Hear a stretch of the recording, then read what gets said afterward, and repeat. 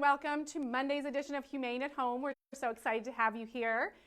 If you were with us on Friday, we learned a lot about our pocket pets, and I have some really exciting announcements for you. We met Oreo the guinea pig, Uno the rat, and Yoda the rabbit, and all three of those animals got adopted this weekend. So we are so excited. So I don't know if it was one of you out there, but whoever it is, we're so happy they're in homes right now. And we also, on Friday, if you remember, met this cute little girl, our little teddy bear hamster. So remember on Friday, we met her, and she is a handful. Like, she is ready to go. I don't know if anyone remembers, they run 6 miles in their wheel at night. So she is ready to get her exercise. But I wanted to show you her because she is still here and available for adoption, and also because we need to show you her cute cheek pouches and her eating, because we talked about that, but we didn't get to see her up close. So if any of you are interested in our cute little hamster, let's see if she'll eat or, oh, there we go. Oh, did you see that? That was so fast. It went right into her cheek. She says, I'm not going to eat this. Oh, right into her cheek. She is hoarding for later. Let's see if she wants some apple. She says, oh, I don't know so much about it. She said, I really liked those almonds. Oh, and she's going to test my finger. It looks like an almond. So, my friends, we have Turbo, the hamster, who is still ready. Oh, she doesn't like apples, we have learned. Who is still ready for adoption. So, if you are interested in her, you can find her on the website and give us a call to make an appointment. With any of the animals that you see that I show you on this show, I never want you to just get an animal because they look so cute and you just have to have them. You know what? A lot of the work with an animal comes before you even get the animal. You need to do your research and find out if it's a right fit for your family. Some animals require more care, more exercise, more time, and you need to make sure you're ready for that. So don't just say, I have to have Turbo the hamster because she's so cute. Go on and Google her, find out some information and say, hey, that might be a really good pet for our family, or maybe not. So you always want to make sure, okay? So Turbo, as you can see, is named appropriately. So we're going to put Turbo away, and we're going to meet another cute little friend. Say bye, Turbo. And here we have, this is Pecan. And this is Pecan the Guinea Pig. She is not available for adoption. I'm actually going to introduce you to 2 guinea pigs today, Pecan and Peanut, and they are mother-daughter duo. So Pecan and Peanut actually work for our pet-assisted therapy program and our education programs. So they go out and they go to senior centers, nursing homes, hospitals. They go to school classrooms. They have a really important job, and that job is to make people happy. And I bet they're doing that right now on Facebook Live, because all they have to do is show up and look cute. So they are what are considered therapy animals. They're not service animals, because they don't have a special skill or job. They are just there to provide emotional support and happiness to lots and lots of people. So our pet-assisted therapy program has been doing that for over 30 years. We go out sometimes twice a day to visits. Right now we're on hold, so Peanut and Pecan are living in a foster home getting lots and lots of love and snuggles. So today we're going to talk about the unique needs of guinea pigs in their grooming. So that's another part of the research you have to do before you get a pet. You always want to find out what they need, because different animals have different needs. So if you'll see over here, we have all these grooming supplies, all sorts of things that your guinea pig might need. You can see that our friend Pecan over there has really short hair, and these 2 guinea pigs are different kinds, different breeds. You can see that they could actually have really long hair, or this is my favorite. It looks like they just have a bunch of cowlicks and crazy hair, and those are actually called rosettes. So you can see that the different guinea pigs, even within it, might need different needs. She's obviously going to need a lot more brushing than our friend Pecan, because just like girls out there, boys out there with long hair, you can get tangles and mats, and so can they. So we want to make sure we're doing enough brushing and grooming for them. So Miss Lauren here can show you some of the different brushes and combs that we can choose from. So I'm going to have Alba. So you can see these are for small animals or dogs or cats, and you can find the one that your pet likes best, your guinea pig likes. So you can do different tests and see which one feels good to them. So I'm going to hand this one to Alba, and she's just going to start petting Miss Pecan and giving her some love. And there you go. I like to call brushing just formal petting. It's petting with a job. So we want to make sure that you are brushing 1 to 2 times a week, sometimes daily for those long-haired guinea pigs, because you want to make sure that you're getting all their fur, especially during shedding time. And this is also a really good time for you to check to see if they have skin irritations, or when you're petting and touching to see if they have any new lumps or bumps that they might need to go to vet to see about. So brushing is really important. And then we also are going to do nail trims, and we are going to be making sure, here are some different tools you can use for the nail trims. So you want to make sure it's special for the guinea pigs. It's not something you're just going to use your nail clippers for like a human. So you might notice, hello, that she has really dark toes. I don't know if we can see those. Oh, there we go. So she has some lighter toes and some darker toes. So toenail clipping is really important for them, because if we don't do it enough, they can actually curve and grow back into their paws, which can be really painful if you can imagine. So you always want to keep on top of that. The one thing you have to be really careful of is they have a quick in their nail, and that's where their blood vessels are located. So if you cut too far, you could actually cut that quick and make them bleed, and we certainly don't want to do that. So there's something called styptic powder or cornstarch that if you happen to get that quick, you can put a little dab of that, and that'll help stop the bleeding. So all these things I'm talking about, I always want to make sure you have a parent supervising you so that we're not doing this alone. It's always good to have 2 pairs of hands too anyway. And my friends, most importantly, we want this to be fun. Like I called it formal petting for brushing. We want the guinea pig to be enjoying it. So if they get really nervous around these nail clippers, you want to introduce some treats. You just maybe show them, give them lots of treats, and then you take them away. And then next time maybe you clip a nail, take them away. So if you see that they're getting nervous or not liking it, you can always, oh, thank you so much. This is a great tip right here. You can say, hey, why don't you eat some cilantro? And then you can sneak in a nail or 2 while they're having their snack. That's why it's also helpful to have mom or dad around too. So one can hold and one can trim. So those are always really good tricks, because you want to make sure they're having a good time. This shouldn't be forceful grooming. We want to make sure. And different animals have different needs, because I don't want to insult Peanut and Pecan, but they look like potatoes, don't they? So they have a harder time maybe turning and grooming themselves. And also, they have really low bellies to the ground. So they are walking in their bedding, they're walking where they go potty, and that can get on their belly, that can get on their bum. So that's why it's really important that you're making sure you're brushing and keeping an eye on them. And most importantly, that you're cleaning their cage regularly. That's part of the responsibility of a pet. If you don't want to keep their cages clean, then don't get a guinea pig. They can't do it themselves. They depend on you. So if they have a clean environment to live in, they're going to be able to keep their bodies cleaner too. So the one thing that can get really icky on a guinea pig is their bum. So if you actually pet the guinea pig, you can feel their spine. Hi, sweet girl. You can feel their spine, and you go all the way to the bottom of their tailbone. And I won't show you on camera because she said, I am a lady. You can feel right at the base of their tailbone is going to be a grease gland. So they actually produce their own grease right there. And sometimes it can get yucky and dirty and actually have a waxy buildup. Yuck. Kind of looks like earwax. That is gross. So sometimes that can't keep clean on their own.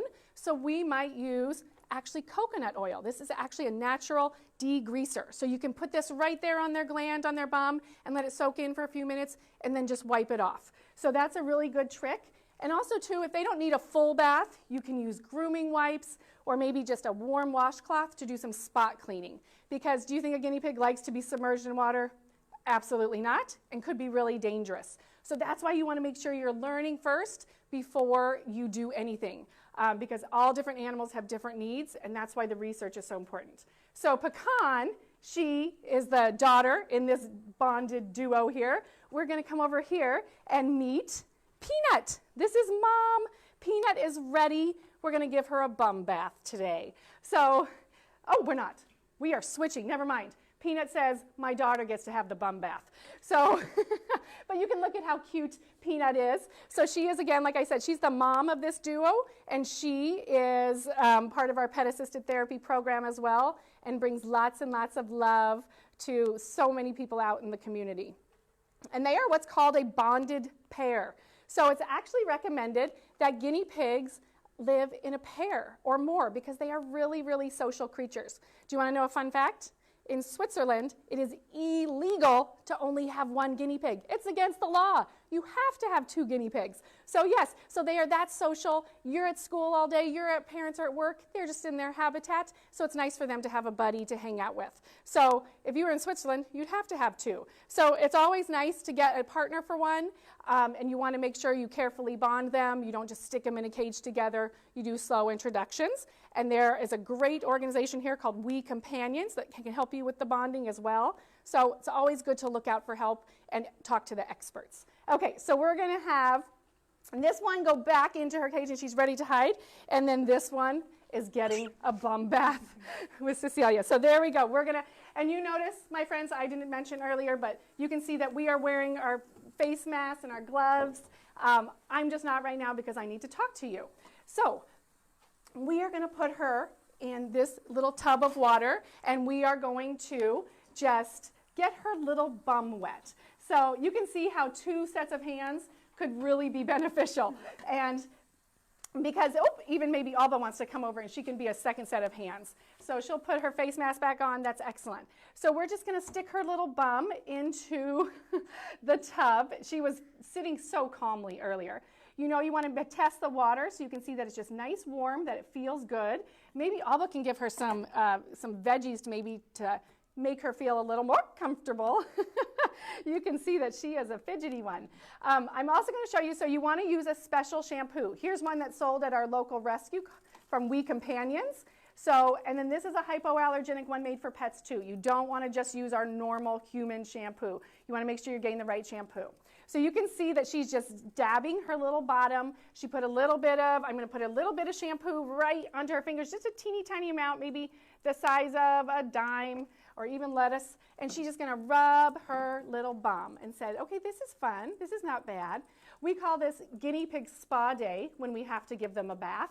And I don't think that they think it's really a spa day, but we try to pamper them and give them as much love as possible. So you can see that she's throwing in some snuggles and some little massages while she's at it. There we go. So you can see that, okay, this doesn't feel so bad. So you're going to use some warm water, give a little tushy rub, and especially we talked about that grease gland is back there. So she's making sure all of that gets a nice clean wash. And then she's going to make sure all that shampoo gets rinsed out really good.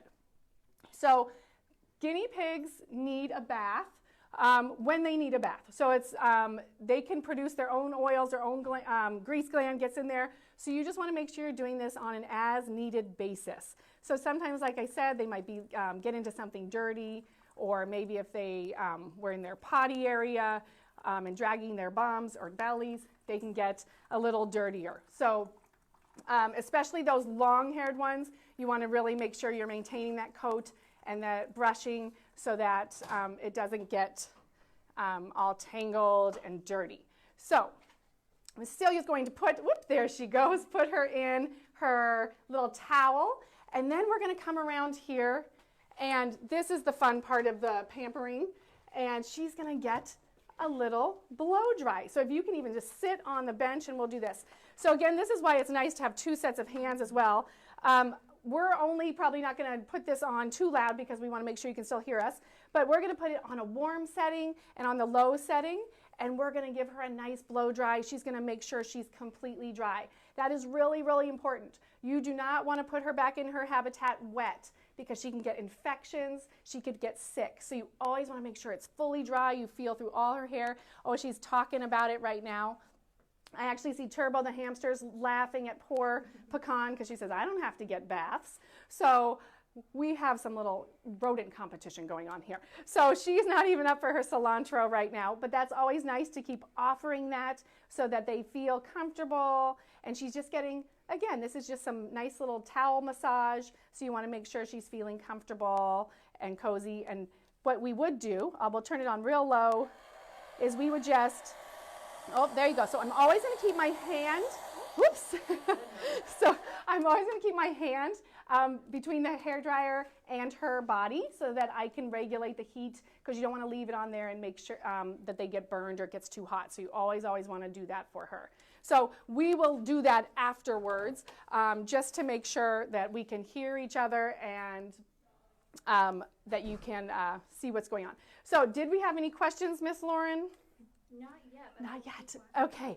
All right. So my biggest thing we take away from today, please, please, please do your research when you are getting a pet. Let's look at cute little Pecan, not me.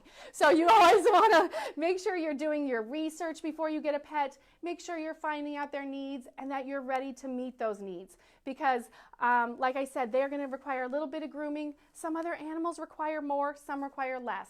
But you want to make sure that you know what you're doing. If you watched Friday, you know that her teeth never stop growing, so she needs some wood, that she can't produce her own vitamin C, so you need to give her supplements or fruits and veggies that will provide that for her. And if you didn't learn those things before you got a pet, that could be really dangerous for her. So we always want to make sure that we are taking on the responsibility seriously and that we are doing what we need for our pets. And we're going to say goodbye by looking at cute Turbo one more time. Remember that she is available for adoption. So she's looking for a home. If you are interested, remember to call us first and make an appointment. Alba, who was holding Turbo earlier, said, oh my gosh, I think I might get her. She's so cute. So you better hurry up and call. So she is available and would make a really awesome pet. We do have a question. Okay. How much vitamin C would you need to give a guinea pig? Oh, that's a great question. So it says, how much vitamin C do you need to give a guinea pig? So every single day, so I was going to make sure I give it right now. Every single day we provide an orange slice for our guinea pigs, and we also give them nice red bell peppers because those have some really great sources of vitamin C. And we actually go to the vitamin store, the Humane vitamin store, and get a vitamin C supplement, and we cut the big pills into quarters. So every single day we were giving our guinea pigs a quarter of the tablet. And you can also, there's a liquid one. So it actually tastes really good. So it's really, really cute. The guinea pigs will just put the little syringe in their mouth and they'll just go and take a nice little treat. So if you are not providing that vitamin C for guinea pigs, they can actually get scurvy, which could be really dangerous for them and harmful. So good question. And that's why, too, so important to do your research before you get a new pet. And then if you were to want to take home a guinea pig or a hamster, what kind of size habitat are we looking at for those two? That is a really great question. So hamsters, you've seen those cages. Remember, they need a wheel. They need that exercise at night. So remember, we talked about they run 6 miles a night. So they like to have things to climb. They like to have space. So it's always nice if you can have some space this way, not just the ones that they sell that go up and have little things, but they do like to climb on those. And guinea pigs, I would say we talk about like 3 feet by about 2 feet is a nice one. Some have ramps to a loft. So you want to make sure they have enough space to have a potty area, their food. And we have some really great guinea pig adopters who send us pictures, and I love it, who get sometimes an outside playpen for them to have supervised outdoor playtime. I just had an adopter who adopted one of our PAT guinea pigs send us, she made a maze out of her Girl Scout cookie boxes. And so she has her guinea pig muffin running around in there for some enrichment time. I'm actually going to have us, I'm going to post a link to another Facebook site called Ace's Amazing Tricks. And it is a guinea pig, just like one of our cuties here, who has learned the most amazing tricks. Sometimes we think these animals can't maybe learn or do things. They have brains just like us. They need enrichment for their minds. They need enrichment for their bodies. So you will be amazed at what Ace can do. And you can do that with your animals too. So don't just think of these animals who live in cages as happy in their cage. They actually need more attention from us because dogs and cats can come ask for our attention. These little guys are sitting there. We need to make sure we're getting them out, socializing, cuddling. They make really great reading buddies. So they'd be perfect right now to do all your homework or watch Netflix, all those good things that you like to do. So those are such great questions, and there's so many resources online. So if you are considering a new pet, please, please, please do that research, and then you will have a lifelong friend here. Look at her. She says, see, I don't hold it against you. That was some fun pampering. It's all right. And now we have a little piggy burrito. Look how cute that is. So she's all warm and cozy, and we'll finish up the blow dry after we sign off here. So thank you all for joining us. On Wednesday, we'll be back with our Wildlife Wednesday, and I think you might even be going over to the PW Center to look at their outside area. So tune in for that, and we will see you on Wednesday. Thanks so much.